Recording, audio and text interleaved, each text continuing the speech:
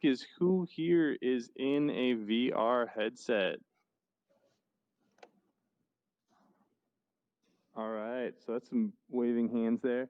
So what's cool about this is that you can be in VR, you can be on a desktop. I think Brian right here is on a desktop. So as interactions are going to be a little bit different than those of us who are in a VR headset. But that's the great thing about WebXR is you can use multiple platforms to interact with the space.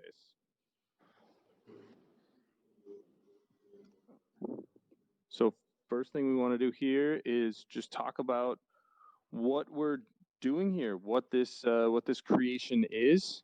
And the first thing is to talk about XR. So XR is kind of used to be a catch-all for virtual reality, augmented reality, mixed reality.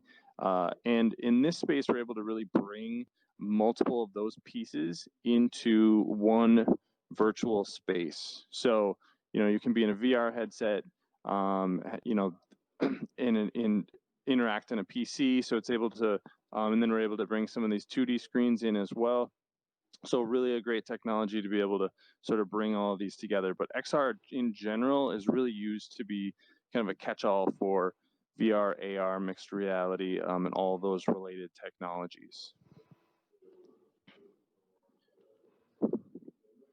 We have a little view here of exactly where we're standing. So this, our little self-referential space, if you will. It's a pretty cool asset that you can bring into a space like this. So the biggest thing we want to do today is really talk about the difference between all of these pieces of technology. So one of the things we want to start with is VR. So at REM 5, this is really kind of our foundation, is virtual reality. And VR is a fully simulated experience. When we say VR, what we oftentimes mean is where you're in a fully digital environment. So like a number of us are right now. So I have digital hands that are mimicking my actual hands. When my head moves, my avatar moves. And so that's what we think of as VR here. You can see here a little screen grab of somebody playing Job Simulator. So that's one of the most popular experiences in VR. And this is a lot of what we do here. So a lot of applications in entertainment, but there's a growing number of applications in anything from corporate training to things like speaking, public speaking, education. So these are all use cases that we're really excited about here at REM 5. Any questions before I move along?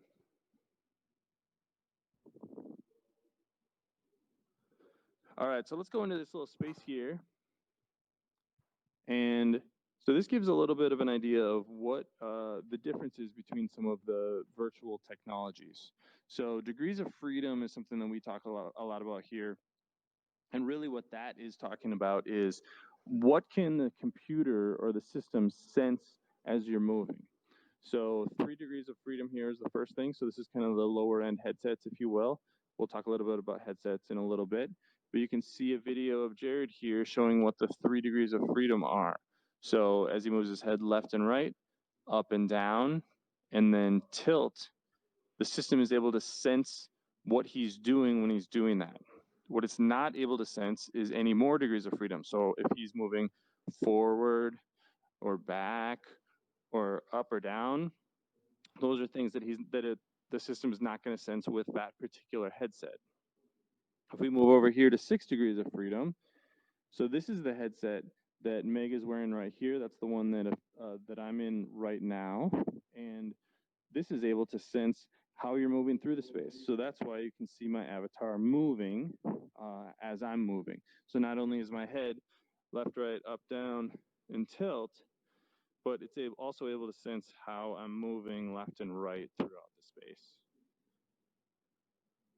360 video is a type of technology that actually uses 3 degrees of freedom. So again, this is not going to sense how you're moving through the space, but you can actually capture a live shot here. So this is a little clip of a live captured 360 video. This image is then modified to fit on a 2D screen. the way that it looks right now. But if you were in a headset, this would be a fully immersive experience with the view all around you. You just wouldn't be able to move through that space. So a lot of the times when we're viewing these kind of things, we have people sit down so that they don't accidentally move throughout the space. Any questions?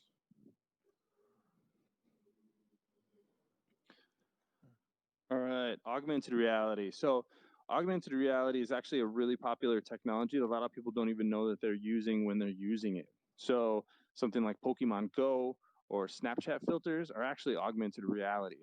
But there's a little bit more purposeful applications in augmented reality. Like you can see here, a dinosaur experience. This one here is with a device called the Merge Cube.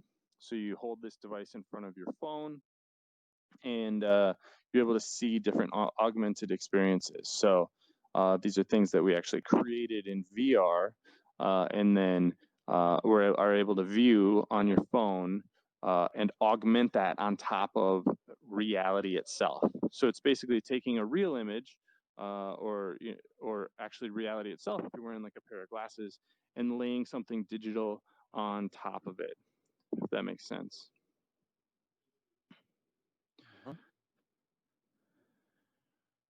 All right, mixed reality.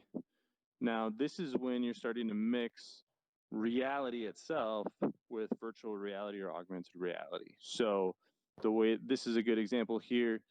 James, you can see him in the real world, but he's also playing Beat Saber in the virtual world. So he's mixing those two things. There's other applications, like we have a hockey experience where you're holding a hockey stick. That's a real hockey stick, but the system can sense where that is, so you can actually do hockey drills in a virtual experience while you're holding a real hockey stick. Same thing with things like baseball, football, and a lot of other applications. There's police training that we're doing right now.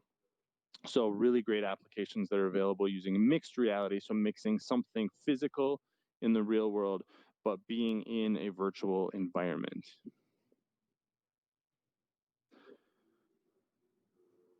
So the next thing we want to do is go through the history of VR. This is technology that's been around for a long time, at least the concept has. So let's go back to 1832, the stereoscope. So this is kind of an old-timey device, not as nearly as interactive as what we're doing today. But if we go in here, you can see what the stereoscope actually looks like. So this is an image that you would make for the stereoscope. Basically the same image. One is just tilted slightly.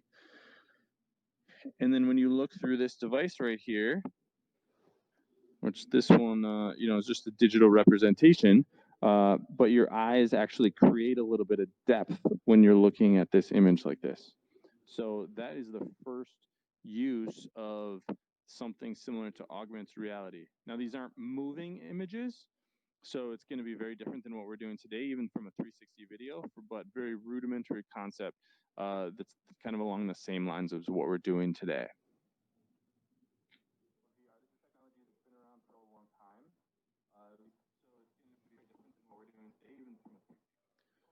All right.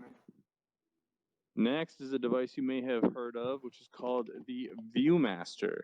So Viewmaster came out in 1939. And this is a device that is still popular today, especially with kids. We have a number of these at Rem 5, but using the same concepts as the stereoscope, but in a little bit more mass market way, and a little bit easier to use as well. So you have these little discs that you put into the Viewmaster itself. So this is a good representation right here of what this looks like. And then you can click through these images, and you can see the images match each other on the opposite sides here. Again, one of those images is tilted to create a little bit of depth in the image. And so it's a fun way to learn about things in a little bit more of a three-dimensional space than you might normally with a 2D picture.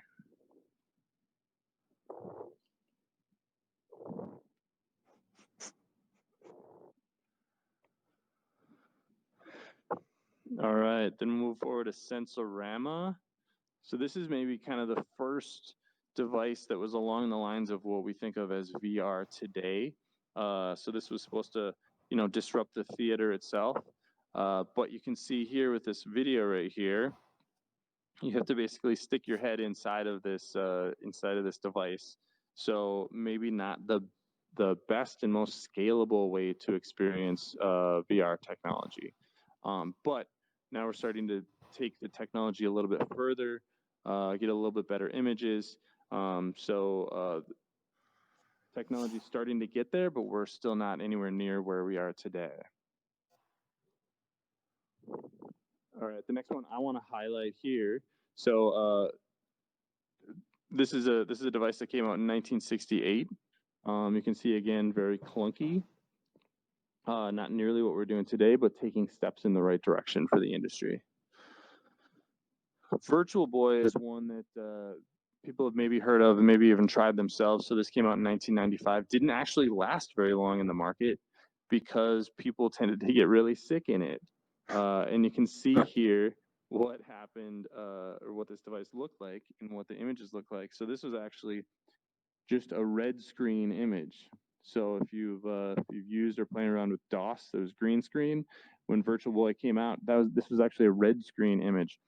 The problem there is that you can see even in this video right here, you have a lot of motion in it, and the system couldn't sense how you were moving through space if you were moving at all. It was meant to not move at all, but it's giving your eyes the sense of moving, but your body knows you're not moving. So that's something that we really try to avoid at REM 5. But obviously, when Nintendo built this, they didn't quite think that through all the way. This only lasted a couple of months on the market before it was discontinued. So again, a step for the industry, but maybe not quite getting to the point where we can be mass market here. All right, and then we go forward to, this is when things really get exciting for VR, AR, XR. Oculus Rift, 2012, they did a Kickstarter, raised $2.5 million. Then a couple years later, the company was bought by Facebook for $3 billion, and that's still the same company that we get a lot of headsets from today with the Rift, the Quest, and the Oculus Go, which we'll talk about here in just a second. Google Cardboard was a device that tried to make VR and 360 video a little bit more mass market. So this is a device you just put your phone in. It can be as little as $5 to $10, and gives you some of that depth and some of that. The sensors are right there in your phone, so that when you move your head around, it really knows where you are. So you can do that 3 degrees of freedom, so left, right, up, down, and tilt your head. So if you're sitting on something like a swivel chair, you can actually watch a 360 video. Really made things more accessible, but doesn't have that wow factor that a full VR headset does. And then we get to 2016, the HTC Vive is released. So this worked with Steam as basically their content platform, and the company that was doing the Steam VR as well. And this is really when Vive and the Oculus Rift were introduced at about the same time. And this is when the industry really took a huge leap forward. So there's a few things that happen between the devices that we see over here on the wall to your left, and when the HTC Vive and Oculus Rift are released. Computing power increases exponentially over that time. In particular, graphics cards are starting to get a lot better at this time. So now the system itself can refresh fast enough and can create those digital images fast enough so that as I move my head around, it's the computer is basically adjusting so fast that my eyes can't actually tell that this is a digital image and not real, or basically there's no lag in the system. So it takes a lot of computing power to do that, and the industry starts to get to that point right here around 2016, and has only gotten better since then. All right, Oculus Go, which is a 3 degrees of freedom headset, was released in 2018. Again, that device, a little bit less powerful, but the advantage of it was that it was completely mobile. So this was a device that now you could put it in your backpack and you could bring it somewhere and have a little bit higher quality experience than something like the Google Cardboard, and bring that out to, maybe into the field. If you're in industry, there's some games you can play on and some educational experiences. So it really starts to make that accessibility problem the VR has, it starts to answer that question there. All right, and the next big development is, this is a rendering of the the Oculus Quest here. Or sorry, this is the Oculus Go. We'll talk about the Quest here in a second. But you can see some of the images you can see with this device here. The Oculus Quest then comes out in 2019. So this takes the similar technology to what we see with the HTC Vive, Oculus Rift, so 6 degrees of freedom. So now you're able to move around through the space. You can see this demonstration here. The system is sensing how he's moving his head, where he's moving his hands. So fully immersive and not connected to a computer. So that's a huge leap forward for the industry. The only downside of that is that the computing power is a little less powerful than what we see with something like the HTC Vive or Oculus Rift, just simply because a standalone headset is not going to be able to have that computing power, that power draw, actually, as a device like that. So that's the only limitation. Some of the content is kind of lowered in quality slightly, so that you can actually run it on a headset and not run out of batteries in 15 minutes. All right, and the next exciting move in headsets right here is the Valve Index. So Valve is the company that makes Steam, so has always powered HTC Vive's virtual reality experiences. But now they decided to make their own headset, so using similar lighthouses here, which are these devices in the top corners of this image. But now they're making their own controllers. Those controllers actually give your hands a lot of dexterity. So you can see this video right here, you're able to move your fingers just like you would move them in real life. So in other experiences, like you can see my hands right here, I can't move my fingers at all in this XR experience. But with some experiences with the that are built for the Index, you can actually get finger dexterity, which is a huge jump forward as well. The headset is actually very similar to something like the Oculus or the HTC Vive. Some minor differences with the graphics quality, the headset design, and actually the audio as well. But kind of a similar device and just a new offering from Valve themselves. So, all right, I think that gets us back to the beginning here. Wow. Any questions before we let you explore this space here?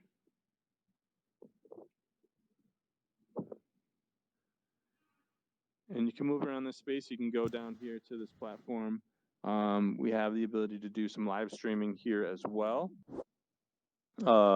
which isn't shown right now, but that is another possibility as well.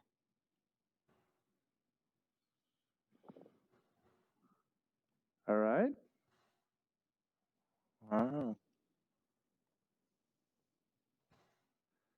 All right. Feel free to explore the space for as long as you would like.